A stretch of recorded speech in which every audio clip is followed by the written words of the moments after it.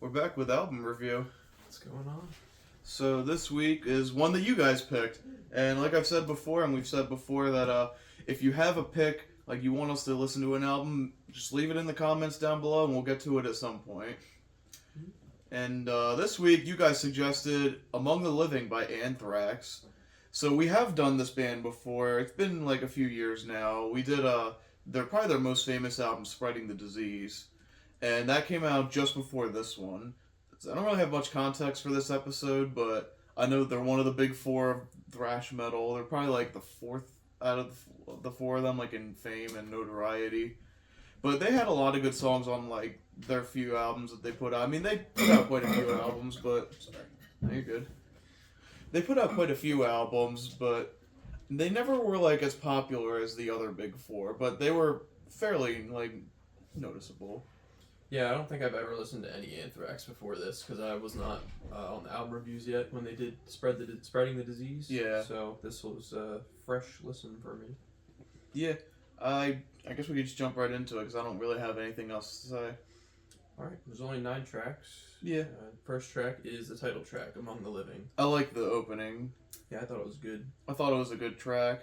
It's super fast paced right from the beginning, which is basically what thrash metal is, I guess. Yeah, it sounds a lot like stuff that came off the previous album, too. Okay. The first thing I really noticed that just stood out to me was just how, like, raw the vocals are. Like, they just sound completely, like, of course, unedited. It was the 80s, so, like, there wasn't much editing as far as vocals back then, but, yeah, just very raw sound. Yeah, and like I mentioned before on the last time we talked about them, like, the singer is very different compared to the other thrash metal singers, like Megadeth's Dave Mustaine. He's a lot more raspy. Same with James Hetfield and Metallica. Yeah. Like, they're just a lot more raspy, and this is a lot more like that. It's a little different on this album, but it's more like kind of like a power metal sound to it, like some, or maybe even like hair metal, like Motley Crue-esque vocals at times. I can see that for sure.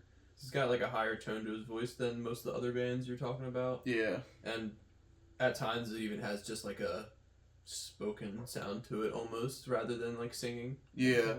But this one definitely changes up the vocal styles a little bit, especially on the choruses of these songs. Yeah. Yeah. The next track's Caught in a Mosh. This is the big hit off the album, and the only song I knew before going into this album. Okay. And I like this song. It's a banger. I think I did like this song a little more than the first one, too. Yeah, it's a Rock Band 3 track. Okay. So, there you go. Really good guitar riffs on this one, so I can see why. Yeah, it's a really good song. Probably my favorite off the album, personally. Yeah, it's definitely up there for me, too. And again, like, the thing that really stood out to me is just the pace of the drums. Like, I just felt bad for the drummer the whole time listening to this album because it's insane, the pace that they keep constantly going fast. Yeah. But it was definitely good. The third track is I Am the Law. This one's not bad. I do like this one. This one gave me some Iron Maiden kind of vibes. I could see The that. singing on this one, I guess, especially. But yeah, no, this one was definitely interesting. Had a pretty good guitar solo in like the middle to last half that was like really, really intense. Yeah, a lot of good guitar solos on this album. Yeah, a lot of impressive instrumental play for sure. Just being able to keep up the pace and like stay on rhythm at that fast of a pace and not burn out before the end of the song is pretty crazy. Yeah, because this entire album is just filled with like fast song after fast song after fast song. Like crazy drum fills. And, yeah, it's like the other thrash bands, maybe aside from Slayer, but they usually have like a song that slows it down a little bit here and there. Okay. Next track is Ifil Nikufesin, NFL. Yeah, that weird title, but I do really like this one too. Another really fast one. I had to look up what it meant because I was like, what the hell is that? Yeah. It was just them spelling nice fucking life backwards and like spelling it in a weird way. I didn't know that, but that makes sense. I never noticed that before. That's like the main refrain on the chorus. So yeah. That makes sense. But it was definitely an interesting concept. It's kind of just like critiquing like the superficialness of most people's lives. Yeah. And like how they're worried about things that don't really matter. Yeah. Which I guess is kind of like a general theme in at least this album, but probably like thrash metal in general. Yeah. Just like critiques on how people live their lives. For yeah, I feel like Megadeth does that a lot. Metallica, yes, but it's more like a bigger picture than just like people. Yeah. Yeah, a lot of the topics on this album, it was like very clear and specific. Like there wasn't much. What's the word I'm looking for? Like you really knew what they were trying to get across with what they were. Yeah, saying. there was no hidden messages in there really. Yeah. I'd say very similar to Spreading the Disease too. Okay. So they've always kind of been like that. Gotcha. Next track is A Skeleton in the Closet. This one's a decent one. Yeah, this one's not bad. This one I remember had like a. I'm guessing it had to be a double kick drum with how fast the kicks were going. Yeah. But the kicks were really crazy fast on this song. Yeah, drumming is definitely one of my favorite parts of the album, just across the entire track list. Yeah, for sure. That was a pretty good track, though, I thought. Next track is Indians. This was, I think, the second hit off the album. I do like this one. It's probably my last, like, really good track to me, at least. Really interesting. Like, yeah. I mean, the whole song is just about, like, Native Americans and basically how their land was stolen from them. And yeah, their Iron Maiden moment. Yeah, very much. So, it was definitely... I feel like a pretty unique concept for a song. Not many songs that I know of talk specifically about that. So. Yeah, aside from like Run to the Hills, Yeah. which came out just a few years before this one. Okay. Yeah, I thought it was a good one. Next track is One World. This one's decent. Yeah, this one was okay to me.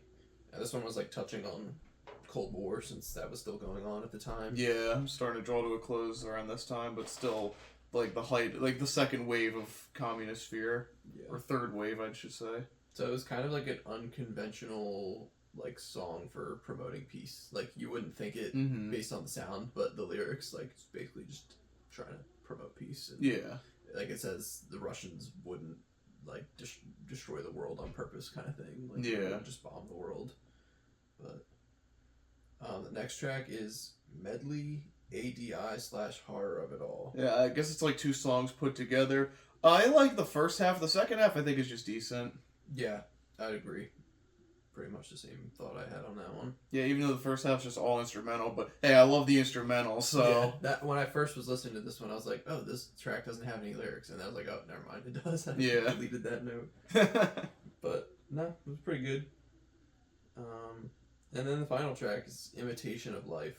This is one I liked more on my last listen to the album. Yeah, I like this one. This one was probably more in the top half, I would think, of my ranking for the song. Yeah, for sure. But this one's kind of, again, just similar idea to, like, what song was it? The NFL, the Eifel Nikufessen. Yeah. Just talking about how people are focused on the wrong things and everyone's superficial and all that kind of stuff. Yeah. But, yeah, again, really clear lyrics on this one, so very easy to analyze, and I thought it was a pretty interesting, like, ending track for the album. Yeah, for sure. And final thoughts on the album. I like this album quite a bit.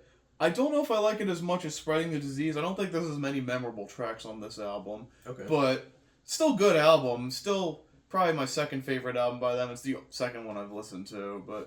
And it's not that much worse than the other one. It's just probably less memorable, but still good.